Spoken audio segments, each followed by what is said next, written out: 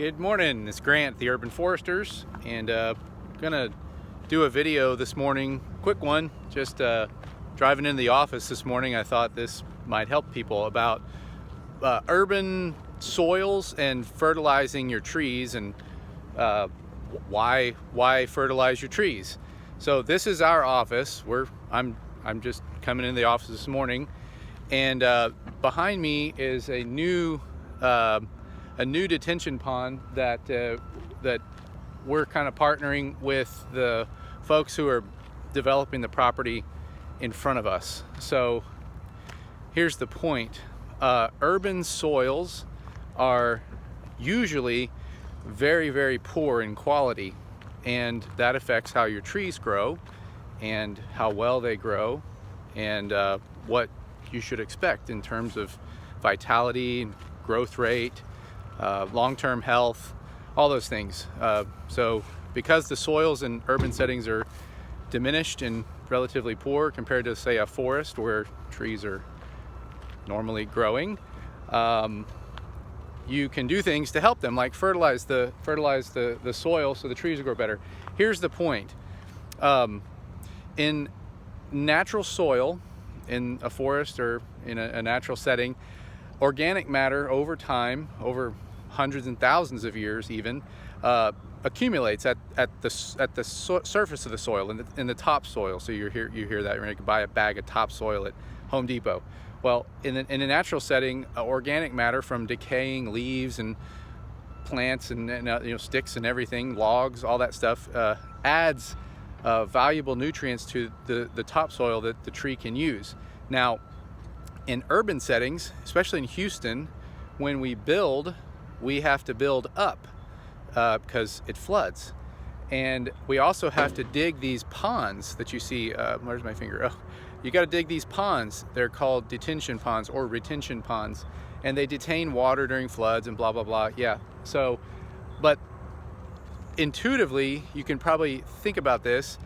Is there any organic matter 10 feet below the surface of the soil? 20 feet below. I mean, this is a deep pond. I think this thing's 15 feet deep.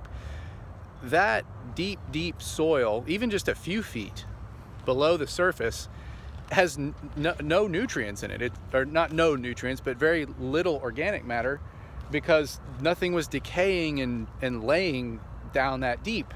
And here's what almost all developers do. They have to. They take all that soil from the bottom of the detention pond and they stick it out here, right?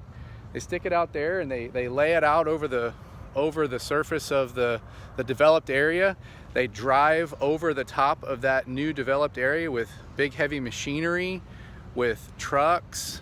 In the distance, you see that orange machine? I mean, that machine is designed to turn soil into concrete. I mean, it just smashes it, completely compacts the soil.